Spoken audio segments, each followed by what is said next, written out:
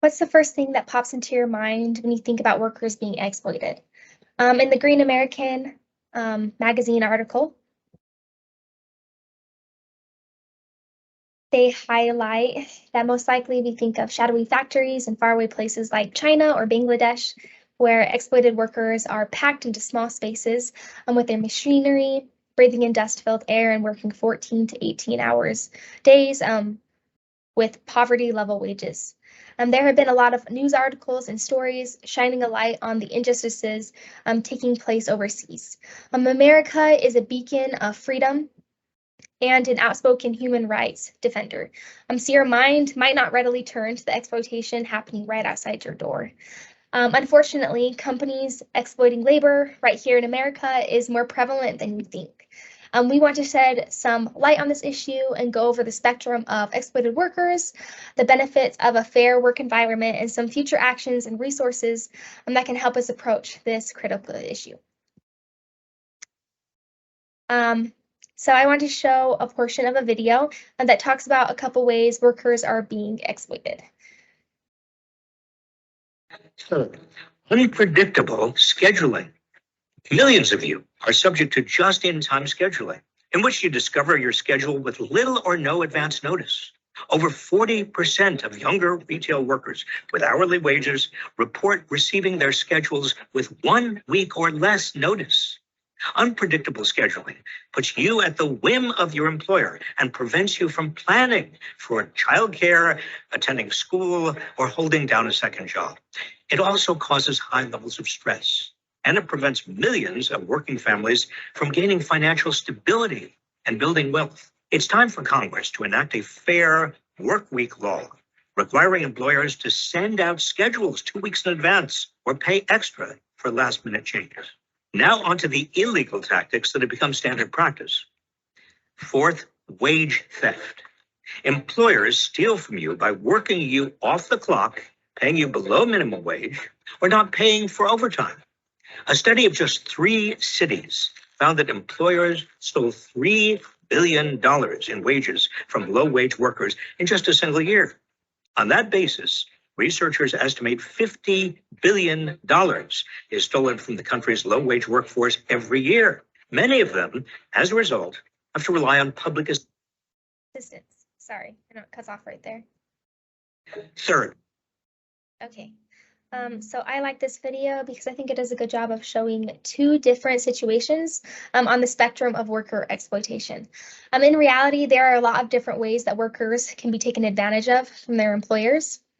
One common way of worker exploitation that he covered in the video was wage theft, which occurs when employers fail to pay their workers the full amount that they have earned. And as explained in the video, this situation can play out in a variety of different ways, including withholding overtime pay, requiring employees to finish their work off the clock, or simply just not paying them the amount that they agreed upon for the job.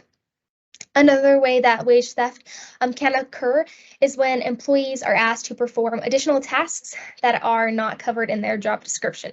Not being compensated for this additional work can be unfair because it amounts to the worker being underpaid for their labor. I know I have fallen victim to doing additional work for no increase in pay because I viewed it more as my managers trusting me more to take on responsibilities that they were responsible for, and as a result, I didn't get any credit for these tasks. Another form of worker exploitation is unsafe working conditions.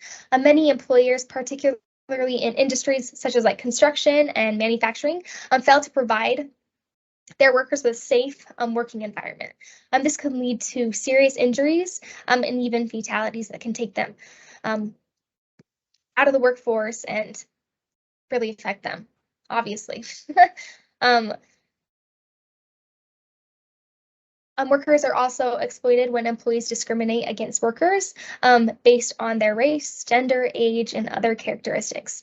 This can lead to workers being passed over for promotions, being paid less than their colleagues, or even being denied opportunities for additional trainings to help them develop. in that career. The final one that we'll cover, not commonly viewed as exploitation, is unpredictable schedules and hours. Some employers make their employees work really long shifts that leave little room for anything else in their lives. If they refuse to work these long shifts, they can be scolded and even threatened to comply.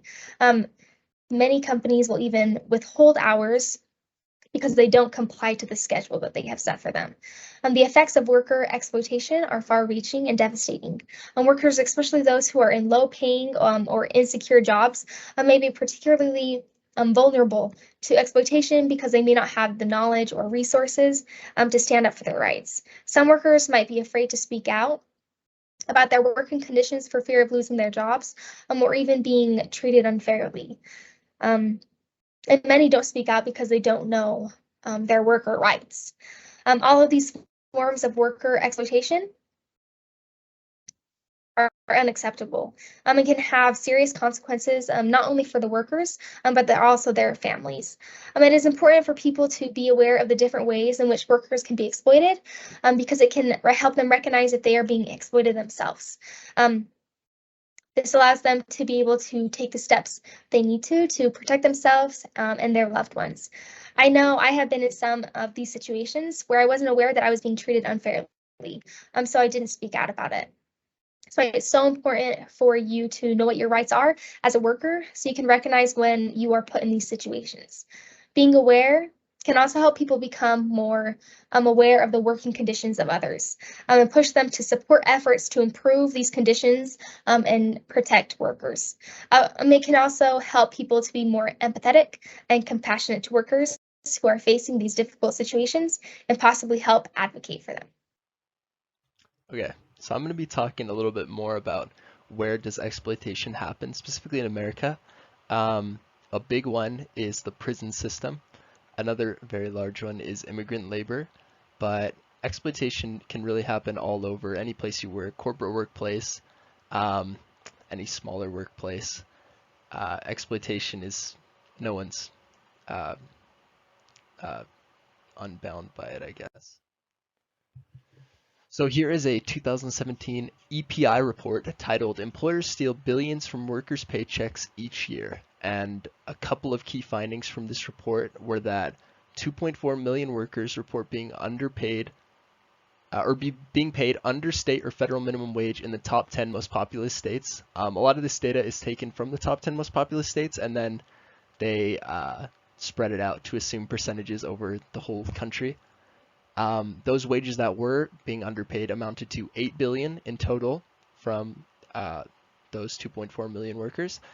And minimum wage workers are being underpaid an average of $64 a week, meaning they are losing about $3,300 a year, which impacts minimum wage a lot. I believe it was about 13,000-ish would be what they would normally be making, minus 3,300 amounts to about 10,000-ish. Very not a lot, definitely under the poverty line. And then marginalized people are much more likely to work low income and be paid under minimum wage. That comes from marginalized, I mean people of color, immigrants, women in the workplace even.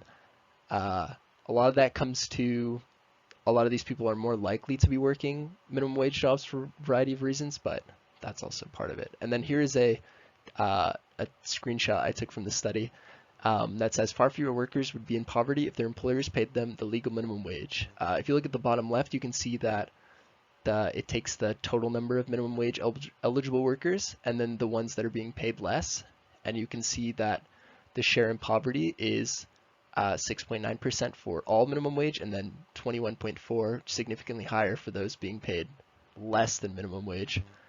And then on the right, it says if submission wages were raised to the applicable minimum wage, then less people would be in poverty.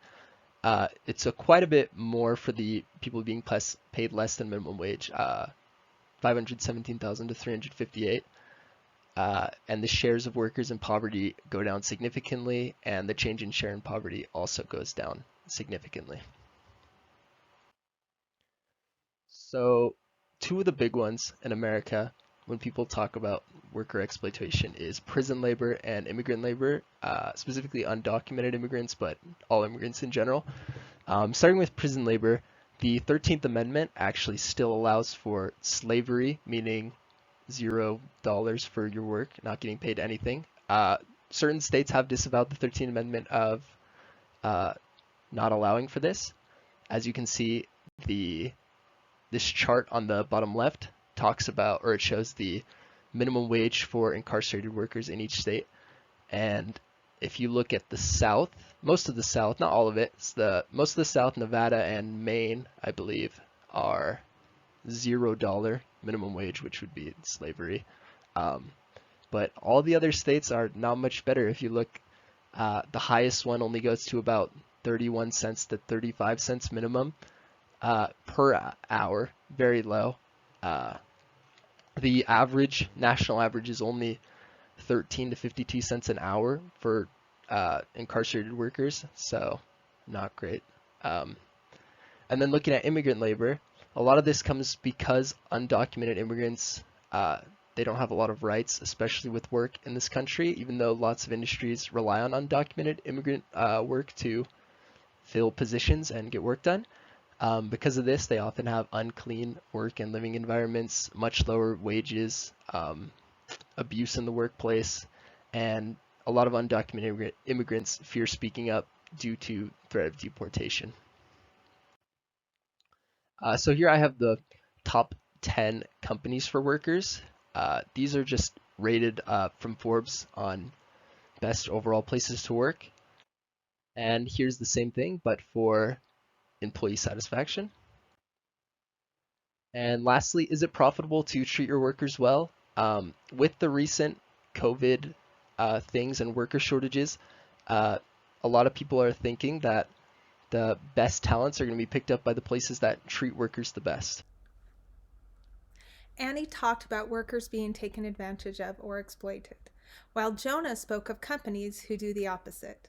They take care of their employees and end up with more engaged employees. While not every company can afford to make their employees happy, all companies can still treat employees fairly. What companies can't afford to do is exploit their employees. They end up with high turnover and training costs. Ways not to exploit your employees. If they are legally classified as an employee, pay them as an employee, not as an independent contractor. Independent contractors are self-employed. This leaves them having to pay both the employer and employee payroll taxes, while giving the employer a huge tax break. They are not covered by minimum wage or overtime laws. They're not eligible for unemployment benefits. They're not eligible for health care, retirement, sick time, or family leave benefits. They are generally not protected by employment laws. Treat employees fairly. Good employee treatment means more than a good dental plan. What makes the biggest impact are things that don't have significant cost. How expensive is it for a senior leader to give an employee a pat on the back or give someone the opportunity to work from home for a day or two? Another thing you can do is pay a fair wage. Pay employees at least minimum wage for entry-level jobs. Although the minimum wage in the United States continues to be one of the most important policy levers for establishing job quality, research and analysis demonstrates that higher minimum wages has the potential to increase earnings without reducing employment. The minimum wage definitely needs to be addressed. Honestly, when it comes down to not exploiting workers or people or human beings, it just comes down to following the golden rule. Do unto others as you would have them do unto you. However, I don't know how it kind of works with companies and businesses, as it seems that sometimes they justify their actions as something that's needed for the betterment of the company. Even though, while every company that treats employees well doesn't automatically outperform on the S&P 500 or in the stock market, those that habitually treat employees badly often do suffer for it. Lyndon Linda Ealing Lee, director of MSCI, says companies that have a poor reputation see a bit of a lag, and amazingly, they chronically underperform. They lurch from crisis to crisis. So it really is in your best interest to treat employees fairly. There's basic employee rights. In the US, the government regulates companies and has implemented laws to help employees have rights. These laws protect employees and job applicants against discrimination, harassment, unfair treatment in the workplace by anyone because of race, color, religion, sex, which includes gender identity, transgender status, sexual orientation, pregnancy, national origin, their age, disability, genetic information, being denied reasonable workplace accommodations for a disability or religious beliefs, equal pay, which requires equal pay for men and women, protection from retaliation, because if they do complain about any of these rights, that they are protected, or if they were to help the government with an investigation or lawsuit. As an employee, you're protected from losing your job. Employees have rights. You should learn them and know them. So often the exploitation of workers or unfair treatment of workers goes unnoticed or disregarded. As employees feel they have no choice but to put up with it or not be able to support their families, they feel trapped. They become trapped by fear. Yet, more and more employers are being held accountable for their treatment of their workers. And with social media and so many other outlets, companies are being held accountable. What can you do about it? You need to speak up and stand up for your rights and for the rights of others. Those in prison, immigrant workers, low-paid or underpaid workers. If you get the chance, vote to raise the minimum wage to a fair amount. $7.25 an hour isn't fair to anyone. You cannot live reasonably, or even, you couldn't provide for people on $7.25 an hour. Don't support businesses that exploit their workers. Be aware. Often they're in the news.